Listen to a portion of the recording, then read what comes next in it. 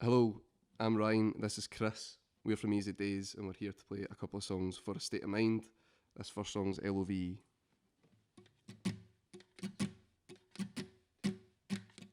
Hey, hey, what's the matter with you?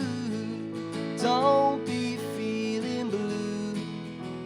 It makes you feel alive, and there's nothing better. L-O-V-E is taking over me. Hey, hey, what's the matter with you? Don't be feeling blue. The day is far from done, so come on, feel the sun.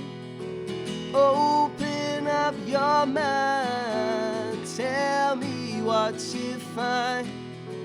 A beautiful design that goes on forever. L-O-V-E.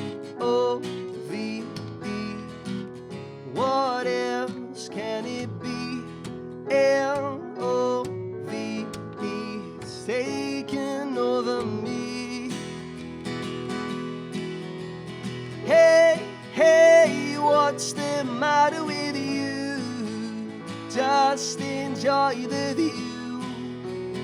Let the sunlight in. Don't feel it on your skin. Open up your mind. Think that you will find a beautiful design, and it's got 4 letters. L-O-V-E. What else can it be? L-O-V-E.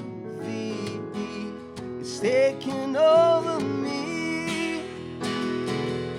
Well, the neighbors ask me, how do you do? And I smile because I think of you. Do you smile when they ask about me too? And I'd like to teach the world to sing, but I haven't written anything online. But I've got L-O-V-E. What else can it be? L-O-V-E. It's taking over me. Yes. So the band started, I think it was just like when the lockdown restrictions eased a wee bit, and you could actually meet people inside. And it came out of the last band that Jack and Brendan were in. There's a bassist and lead guitarist. They were in a band called Bad Hombres, and they kind of like wanted to do a different type of music, and then they got a couple of like auditions for people like singers and drummers. I think Jack had played with Chris Rorty, the drummer, before, so he came in, and then obviously I went to school with Jack and Brendan, so Jack said to me, like, do you want to just come along and see what it's like? And I was like, yeah.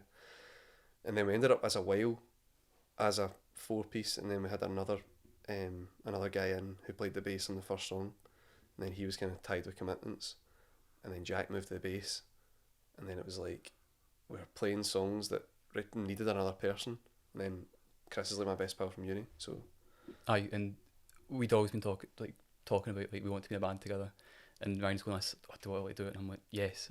And then like a couple of months would be passed, and you're like, "Get me in." But since then, it's been brilliant. Just I don't even think I'd finished typing the message, and you're like, yeah, get me in. but it was all kind of, it all happened quite quickly, to be fair, because between recording the first song and Chris coming in, it was only like, it's like 3 or 4 months, wasn't it? Mm-hmm. Maybe less than that. So it all happened like really quickly, but it's kind of tied in quite well, and we get on well as a band, so I'm glad that it's worked out the way it has.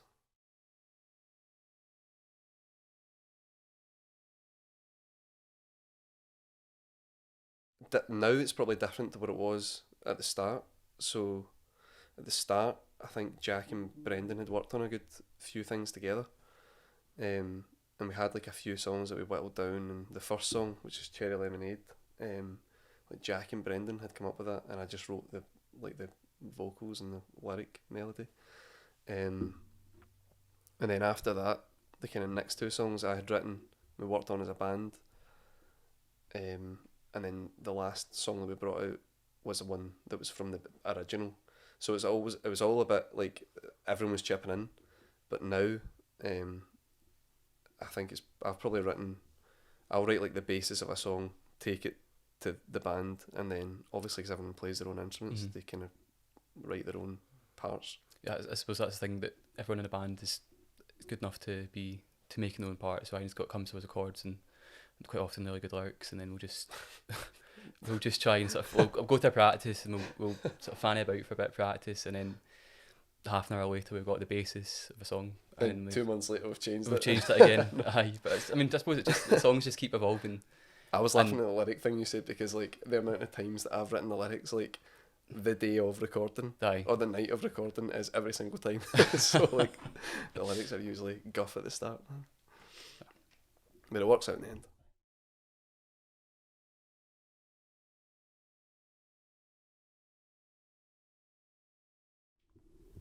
We sold out King Tuts.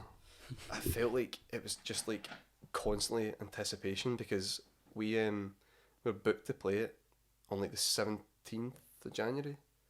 Originally. July. Yeah. It was January. Yes, it was like in the New Year's revolutions thing, and then it was getting towards, and we were like, this is, because it hadn't sold that many tickets at the start, just because of when it was, and COVID was coming. The government were giving all this like things might be shutting down. It was difficult to get excited. I think everyone was finding it difficult to get excited for, not just us, people, pals and things. And you're thinking, is this going to happen? But actually, a week before the gig, and you're thinking, I know. And then the plug got pulled. So we were like gutted when it got cancelled. But I was thinking like months down the line, when it was like kind of March, April time, people will be a lot more excited to go. And then we got a new date announced, and it was like it was a Friday date. We're like, that's ideal. Like everyone will be buzzing for that, and then the tickets started going and going and going, and then I think it was like 9 days before it or something. I suppose you're just working towards the gig, and then it's getting wee updates. Sold this many tickets, and you're thinking it's getting a bit mental now, and then you get the word that it's sold out, and you're thinking, sort of King Tuts has always been like it's a pinch yourself that even playing it. Sort of when me and Ryan were talking like years ago, it's like King Tuts. Obviously, Oasis, and you look up the stairs, all the names of the bands. They need to put another stair in. Easy days, I know. They've ran out of stairs. 2022, but for me, at the start, I'm thinking if you can play King Tuts, then you sort of be happy. At least if nothing else comes of it, like you can go to a gig with like, I don't know, your son when he's like needs an adult to take him to go and see whatever band's going to be big in like 2030, and you'd be like, listen, I've played here. Do you know what I mean? Your old dad was up there. But unbelievable, and especially like third show, you know, like we played broadcast in the first show, and that sold out like rapidly, but it's like kind of half the capacity.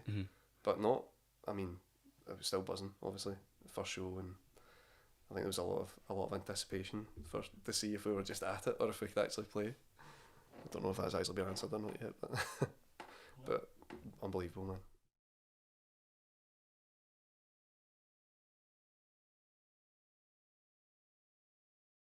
The classics that we all kind of go back to, like Blossoms and anything from like 80s, 90s, even like creeping into the noughties, like Arctic Monkeys and things like that. We'll listen to anything. At the minute, I'm listening to, like, I'm going through like on Spotify you get the This Is, whatever the band is, I was listening to that because it's like, if I'm driving a long distance, it just keeps playing the tunes. I'm going through like Vistas at the minute, Inhaler, and probably like, I always revert back to like Paulo as well, just for something that something that's familiar. I think if you asked me this question 2 years ago, you would struggle to get past Oasis, and that might should be it.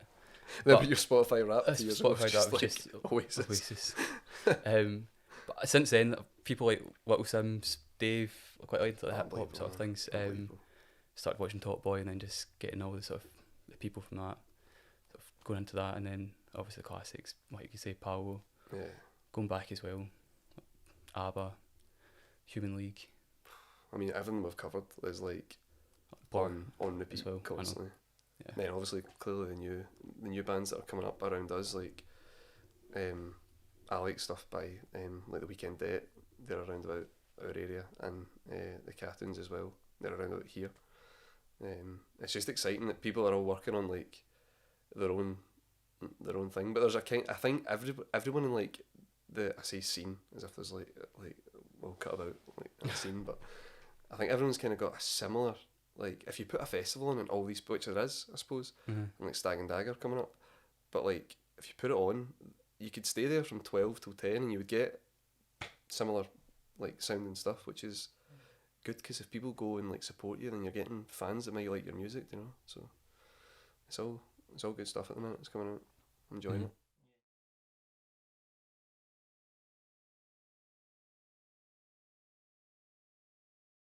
Oh, definitely. Like, I think whenever there's an element of competition, everything becomes a wee bit spiteful.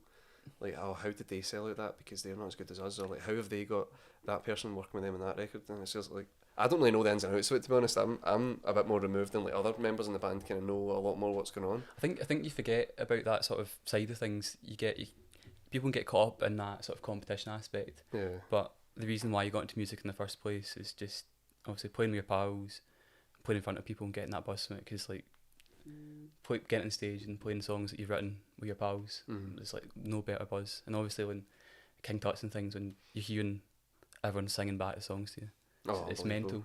And I think it's important that that's what all bands sort of around Glasgow and the way they support each other, because it shouldn't be a competition. It should be about supporting each other and what you love doing. Do you know what I mean? We're all in it like together. Exactly. I know it sounds kind of weird saying that, because obviously there'll be a limited amount of slots on like the big gigs eventually that you'll be essentially like trying to plead your case for to go to. But I mean, in anything that's like, this is going to sound so like I'm on Joe Rogan podcast or something, right? But in anything that's like creative, like you're putting it out there for people to criticise, and it's good when people don't, because it makes you feel bad when they do. You're like, I've spent like hours in my room like practicing this, or like me and the boys have been in the studio or the practice rooms for hours and hours and hours and weeks and weeks and weeks, and then like you'll upload it or something, somebody comments like, this is rubbish, and you're like, oh, cheers, just another 4-chord song. I don't know any more chords. So it's good whenever you're, like, especially when you're at a gig, like when you're talking about King Tuts and there's like people there from other bands, not just the ones that are supporting you that night, but maybe they've come along to see you, just to like see what's happening, or even just kind of cheer you on. It's good. And then maybe they like posting their story and you go in that night and you're like, oh, you're on their Instagram, that's good, man. Don't know, there's a bit of like a good energy about it. I like it. Rather than the opposite. Everyone kind of trying to dig each other up. It's not really what you want.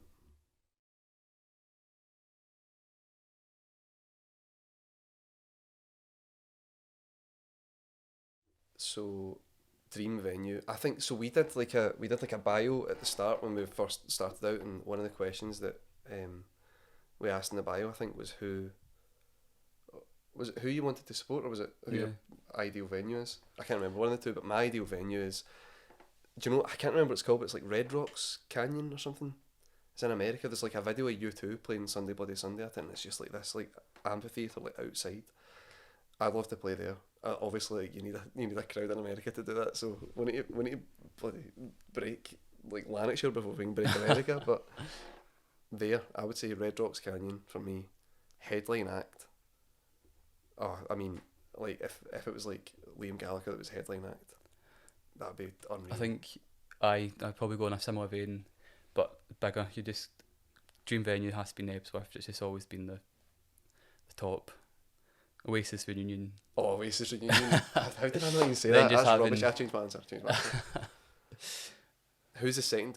So you say a headline act, a sport, and then we're just playing when everyone's like outside getting their pictures taken. Right. I think second support, either if we can get 2 big acts and it's like an Oasis Reunion, I'd take Arctic Monkeys, but they're not going to support Oasis. But if you need like maybe another band that aren't like Arctic Monkeys, then I'd say The View, like Oasis, View, and then us. That would be pretty ideal. I'd love that, because you would play your gig and then you go down, you'd be watching 2 bands, and you'd be like, this is unbelievable. And again, you could get the Grandwains on the lap and be like, listen, see that gig there? I was on. I'm not on. The cameras weren't rolling when I was on, but I was on at some point. I would go with that. That's good.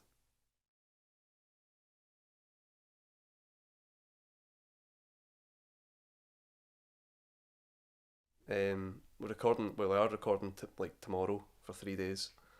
We've got another couple of dates potentially in the diary to try and get an EP out towards the end of the year. I think the other thing we're trying to do is get a gig outside of Glasgow, because we've not played anywhere other than Glasgow. We were meant to be playing Sneaky Pete's, but it's COVID again. I feel like I've said that in every answer, but COVID kind of curtailed that a wee bit. We got I think 2 of us in the band were like had it or close contact, so it was not ideal. So we'll definitely try and get a gig in Edinburgh. That's like the next step. And I'm like living in Dundee at the minute, and all my pals that are up there are saying, "Oh, when are you going to come to Dundee?" So we've got a couple of places to try and get to, and hopefully do that before the end of the year. But the main thing is Beautifest. That's the next thing for us, I think, and bringing out that EP, definitely. This song's called "I Don't Even Mind." 1, 2, 1, 2.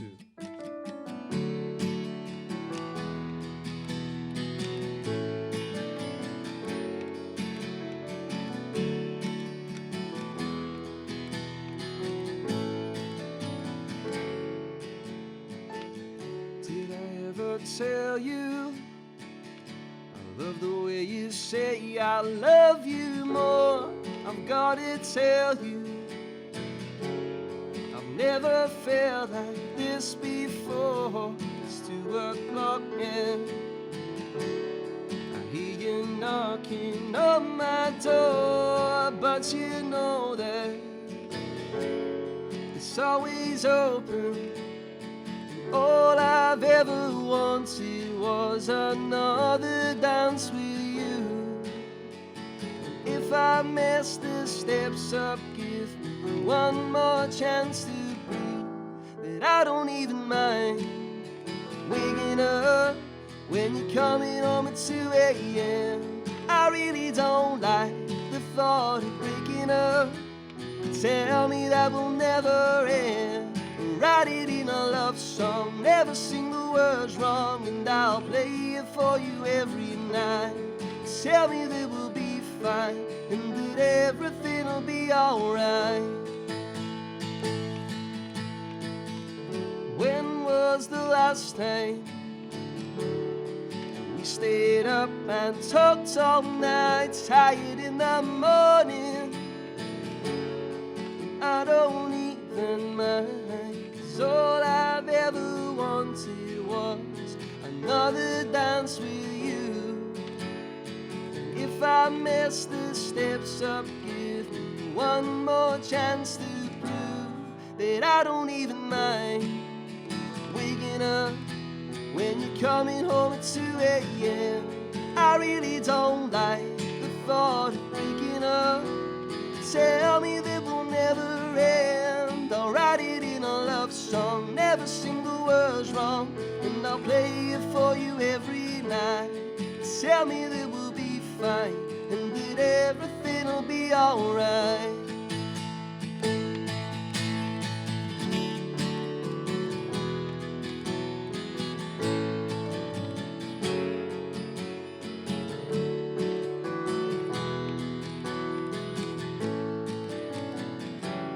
Sending out an SOS, so I asked and you said yes, oh yes.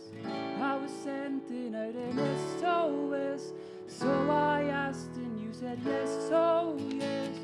I was sending out an SOS, so I asked and you said yes, oh yes. I was sending out an SOS, so I asked and you said yes, oh yes, oh yes. So I don't even mind waking up when you're coming home at 2 a.m. I really don't like the thought of breaking up. Tell me that we'll never end. I'll write it in a love song, never sing the words wrong, and I'll play it for you every night. Tell me that we'll be fine and that everything will be alright.